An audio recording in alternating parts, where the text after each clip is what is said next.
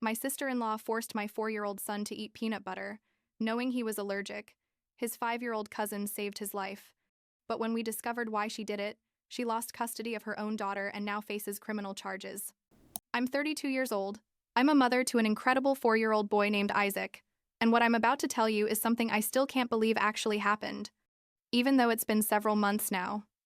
My sister-in-law, Deborah, literally tried to kill my son. And no, I'm not exaggerating. I'm not being dramatic. I mean it completely seriously. This woman, who knew perfectly well about Isaac's severe nut allergy, held him down while he cried and forcefully shoved a peanut butter sandwich into his mouth. My 4-year-old son. And all of this while my niece Charlotte, who's 5, was begging her to stop. I guess I should start from the beginning so this all makes sense. Isaac was born with a nut allergy so severe that we carry an EpiPen everywhere. Literally everywhere. When I say it's severe, I don't mean he gets a rash or feels sick. I mean his throat closes up. He can't breathe. And if we don't act fast, he could die. Everyone in the family knows this. I mean, it's not something new. They've known since Isaac was like 2.5 and we had our first scare. Deborah knew it perfectly well. She was present at one of the family dinners where we had to explain to everyone that no, it's not an exaggeration, it's not that we're overprotective parents, it's that our son can die if he eats nuts. My relationship with Deborah was always weird. I don't know how to explain it. She's my husband, Lawrence's sister. She's like 40 years old, and from the beginning I felt like she saw me as competition or something. Lawrence and I have been together for about 7 years, married 5, and Deborah was always kind of cold with me, but I never thought she was capable of something like this. You know what I mean? Like she was unfriendly, but I thought that was just her personality. She has a daughter, Charlotte, who is literally an angel of a child. And that little girl saved Isaac's life that day. And I still cry when I think about it. The day everything happened was a normal Saturday. I had woken up feeling terrible, with a horrible flu, fever, sore throat, everything. Lawrence was on a business trip, coming back Sunday night. Isaac was fine and had all the energy in the world, running around the house, and I could barely keep my eyes open. Deborah called me around 9 in the morning and told me she was taking Charlotte to an adventure park that had just opened in the next town over, and asked if she could take Isaac so I could rest. I said yes because honestly I felt so bad I couldn't even think straight, and I thought it would be good for Isaac to go out and play with his cousin. I reminded her about the allergy, obviously. Told her he had snacks in his backpack and to please be careful about what she gave him to eat. She said yes. Not to worry. That she'd take care of him. Isaac got so excited when I told him he was going out with Charlotte. Those two adore each other. Seriously, Charlotte has always been super protective of him, and they play amazingly. Together. I packed his backpack with his safe snacks, his EpiPen, his inhaler just in case, and gave Isaac like 1,000 instructions not to eat anything that wasn't from his backpack. He already knows this. He's 4 years old but understands perfectly that there are foods that can make him sick. They left around 10 and I crashed on the couch to sleep. I woke up around 1 in the afternoon with my phone ringing like crazy. It was Charlotte, crying hysterically. At first I couldn't understand anything because she was sobbing and screaming, but I managed to understand something about Isaac and that he was turning red. My heart jumped out of my chest. Literally. I yelled at her to put Deborah on, but Charlotte just kept saying her mom didn't want to talk to me. I could hear Isaac crying in the background, and that was like, I don't know, like someone had thrown ice water on me. I told Charlotte to put the phone near Isaac, and when I heard his breathing, I knew he was having an allergic reaction. He was gasping in that specific way he does when his throat starts closing. I got dressed while still on the phone, grabbed my purse and keys, and ran to the car. I asked Charlotte where they were, and she said in the parking lot of the park. I yelled at her to get the EpiPen from Isaac's backpack and hand it to me. I was going to tell her how to use it. Charlotte is an incredible kid. Seriously. She's 5 years old and managed to stay calmer than many adults would. She found the EpiPen, and I gave her step-by-step instructions on how to remove the cap and apply it to his thigh. I could hear her crying, but she did it. She did it perfectly. I drove like crazy those 15 minutes to the park. I don't even know how the police didn't stop me. When I got to the parking lot, I saw Deborah's car and ran out before even turning off the engine. Isaac was sitting on the ground with his back against the tire of the car. His lips were swollen, his eyes almost closed from how swollen they were, and horrible red hives all over his face and neck. Charlotte was hugging him, crying, And Deborah was standing there a few meters away like nothing was happening, looking at her phone. When she saw me arrive, she didn't even flinch. I grabbed Isaac and put him in my car. Charlotte climbed in the back without anyone telling her to. Deborah finally reacted and came over yelling what was I doing? To give her back her daughter. I yelled at her that we were going to the hospital, and she better come and explain to me what the hell had happened. She got in her car and followed us. The hospital was about 10 minutes from there. The whole way Isaac was crying and saying his throat hurt, that he couldn't breathe well. Charlotte was stroking his head, telling him we were almost there, that everything was going to be okay. A 5-year-old girl consoling my baby while her own mother had caused all of this. We got to the emergency room and I went in carrying Isaac, screaming that I needed help, that my son was having a severe allergic reaction. They attended to him immediately, thank God. They gave him another EpiPen, oxygen, started giving him IVs and medications. I was shaking completely, crying, holding his hand while the doctors worked. Charlotte stayed with me, clinging to my arm. Deborah came into the room like 5 minutes later, calm, as if she was arriving to have a coffee. And the doctor asked me what Isaac had eaten, and I said I didn't know, that he was with his aunt. I looked at Deborah and asked her what she had given him. She shrugged and said nothing, that he had only eaten from his snacks.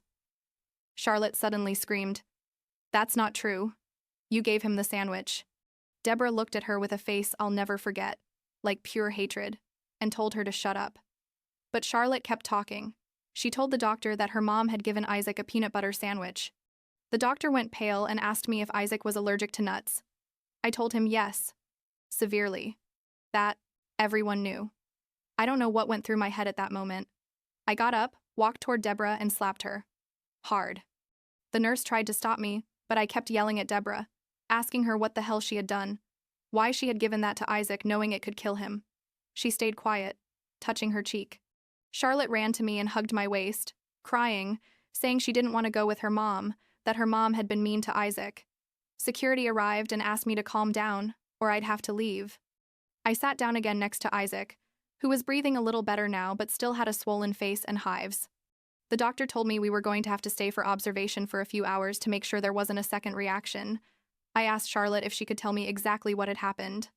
She sat on my lap and told me everything, and believe me, every word she said made me angrier and angrier.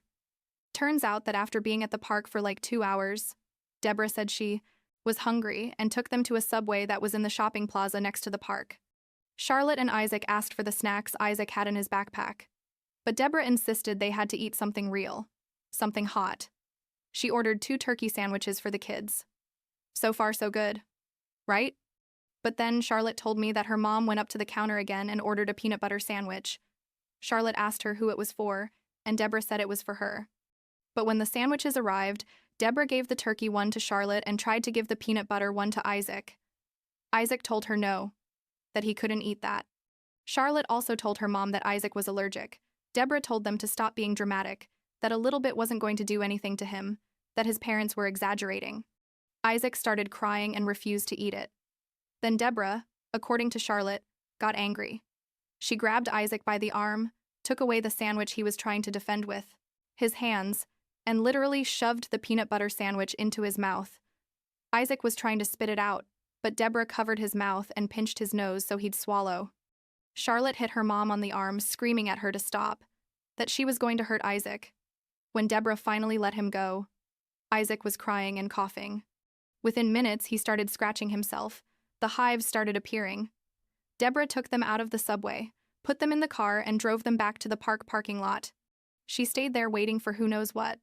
Charlotte told me her mom took her phone away when she tried to call me, but that she waited until Deborah got distracted and grabbed the phone from her purse to call me.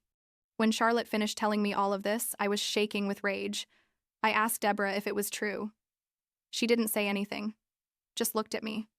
The doctor said he was going to have to report this to the authorities because it was clearly a case of deliberately endangering a minor. Deborah suddenly reacted and started yelling, "No," that it was all a misunderstanding, that she didn't know it was that serious. I yelled at her that yes, she knew, that everyone knew, that she had been present when we had the first scare with Isaac. Charlotte didn't want to separate from me. When Deborah told her it was time to go, Charlotte clung to me and screamed that she didn't want to go with her. It was horrible. A social worker they had called to the hospital spoke with me and Deborah separately. They also interviewed Charlotte. I don't know exactly what Deborah said, but when the social worker spoke with me, she told me they were very worried about Charlotte too, that they were going to investigate. Isaac spent the night in the hospital. I asked Deborah to leave and not come back. The social worker allowed Charlotte to stay with me, which I think was because the girl was literally hysterical every time they mentioned she had to go with her mom. The two of them fell asleep in the hospital bed hugging each other. I stayed awake all night watching Isaac breathe, checking that he was okay. I called Lawrence around 3 in the morning. He was in Seattle for work. I told him everything, and he couldn't believe it. He said he was going to take the first flight back. He arrived at the hospital around 2 in the afternoon on Sunday.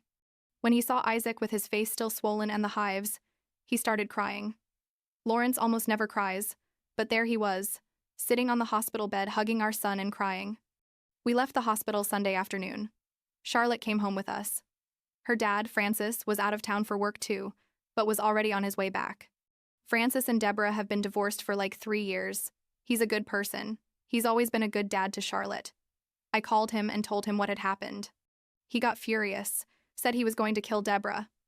I told him to calm down, that we needed to handle this right for Charlotte's sake. Monday morning, we went to a diner with Charlotte. We needed her to tell us everything in more detail so we could fully understand what had happened. She gave us all the details, things she hadn't mentioned at the hospital. She told us her mom had been really angry all day, that she had been saying nasty things about me and about Lawrence, that she had said we thought we were better than her, that we exaggerated everything about Isaac to get attention. Charlotte also told us her mom had told her that if anyone asked, to say that Isaac had grabbed the sandwich from her without anyone noticing. That's what confirmed to us that Deborah knew exactly what she was doing. It wasn't an accident. It wasn't a mistake. It was intentional. She wanted to hurt Isaac. And the worst part is she tried to get Charlotte to lie for her. Francis picked up Charlotte Monday afternoon. We met at our house and talked about what to do. Francis was devastated. He told us something that left us frozen. Turns out he had a recording of Deborah. Francis and Deborah have had a lot of problems with Charlotte's custody. And Francis had started recording their conversations when they exchanged Charlotte. In the most recent recording, from the Saturday before the incident, Deborah had told Francis that she thought Isaac's allergy thing was pure lies, that Lawrence and I just wanted attention and to make drama. Francis had told her no, that it was real, that he had seen the EpiPen and everything. Deborah responded that someday she was going to prove that we were lying. When we heard that recording, Lawrence and I looked at each other and knew we had to act. This hadn't been an accident.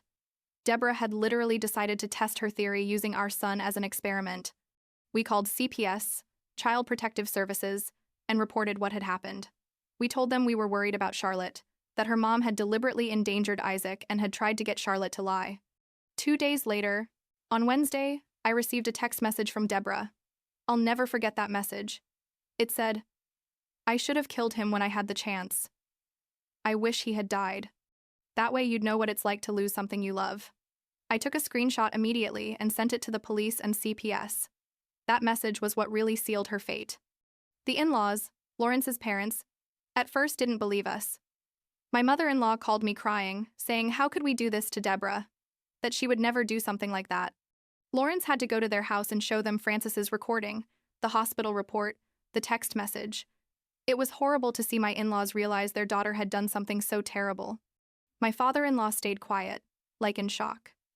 My mother-in-law cried and cried, saying there had to be a mistake, that her girl wasn't like that. CPS opened a formal investigation. They interviewed Charlotte several times. The girl was so brave, she told them everything that had happened. They interviewed the subway employees who remembered seeing Deborah with the kids.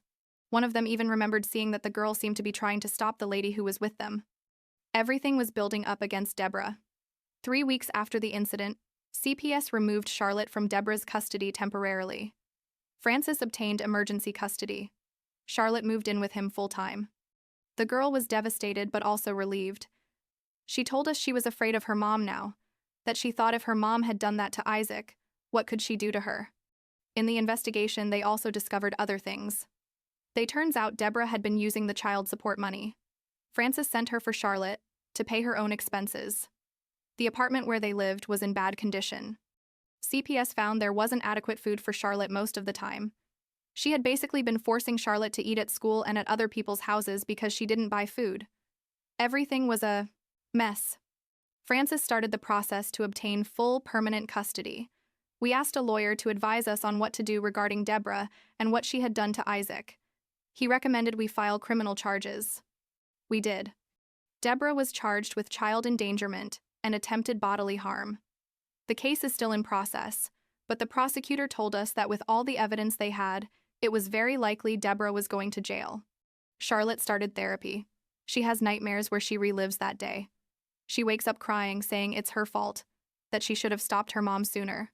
No matter how many times we tell her she saved Isaac, that she's a hero, she still feels guilty. It's heartbreaking to see a 5-year-old girl carrying that. Isaac has also changed. He's more afraid now. He doesn't want to go anywhere without me or Lawrence. He had nightmares for weeks. In therapy, they told us it's normal, that it was trauma. We're working with him. Little by little, he's getting better, but it hurts to see him like this. Lawrence's family split. My father-in-law is completely on our side. He wants nothing to do with Deborah. But my mother-in-law, although she accepts what Deborah did was wrong, still has contact with her. She says she's her daughter and can't abandon her. Lawrence and I told her that's fine, but that if she insists on defending Deborah or minimizing what she did, then she won't be able to see Isaac. There have been a couple of incidents where my mother-in-law has said things like, we should forgive, that Deborah was going through a bad time, that everyone makes mistakes. After the last time, Lawrence told her that either she stopped or we weren't going to see her again. She cried, but accepted. Charlotte comes to the house often. She's much better now that she lives with Francis. He's an excellent dad. You can tell he loves her so much. She and Isaac are still inseparable. Charlotte still feels very protective of him. Sometimes I see her watching him play, and I know she's checking that he's okay, that he's safe. The trial is scheduled for a few months from now. We're going to have to testify. Charlotte is going to have to testify. The lawyer told us it's going to be difficult but necessary. Deborah is fighting all the charges, says it was all a misunderstanding, that she never wanted to hurt Isaac. But with everything we have against her, including her own text message, admitting she wished she had killed him, I don't think she has much of a defense. CPS determined that Deborah is a danger to Charlotte and took away her custody permanently. She's allowed to see Charlotte only in supervised visits, and Charlotte has said she doesn't want to see her. Francis isn't forcing her. Charlotte's therapist says that maybe someday, when Charlotte is ready and if she wants to, they can try some kind of reconciliation, but that for now it's better she doesn't have contact. Last week, things got worse. Deborah tried to take Charlotte out of school without permission. She went to pick her up saying she was her daughter and she was going to take her. The school didn't hand her over and called Francis and the police. Francis is now in the process of getting a restraining order. This woman literally can't accept that she lost her daughter because of her own actions. Isaac asked me a few days ago if Charlotte was going to stay with us forever. I explained that Charlotte lives with her dad, but that she's always going to be part of our family, that we're going to see her all the time. He seemed happy with that. He told me Charlotte is his best friend and that he's going to take care of her just like she took care of him. It broke my heart. Francis thanked us for taking care of Charlotte that day at the hospital, for calling CPS, for helping to protect her. He told us he had always known Deborah wasn't a good mother, but he never thought she was dangerous. Now, Charlotte is safe with him and that's all that matters. We've talked about maybe Charlotte coming to live with us if Francis has to travel for work, so she doesn't have to stay with babysitters or relatives she doesn't know well. He happily accepted. He says he knows that with us, Charlotte is safe. I don't know what's going to happen with the trial. I don't know if Deborah will go to jail or just get probation. What I do know is that never is she going to get near Isaac again. And if it's up to me, she's not getting near Charlotte either. That woman almost killed my son because… What? Because she wanted to prove a point? Because she was jealous? I'll never understand it. Lawrence is devastated by all of this. She's his sister. He grew up with her. And now he has to accept that his sister is capable of deliberately hurting a 4-year-old child. He's been going to therapy too. He says he feels like he failed to protect Isaac, even though I tell him no, that he couldn't have known. It's difficult for the whole family. Isaac asked me last week if Aunt Deborah hated him. I didn't know what to answer. How do you explain to a 4-year-old child that his aunt, someone who was supposed to love and protect him, deliberately hurt him. I told him that Aunt Deborah was very confused and had done something very bad, but that he didn't do anything wrong, that he's perfect and loved. I'm not sure if I gave him the right answer, but it was the best I could do in the moment. I look at Isaac playing now, physically recovered but still working on recovering emotionally, and I want to cry. My baby almost died because of the evil of someone who was supposed to be family. Charlotte, who had the courage of a much older child, saved my son's life. That 5-year-old girl is my hero. She's Isaac's hero.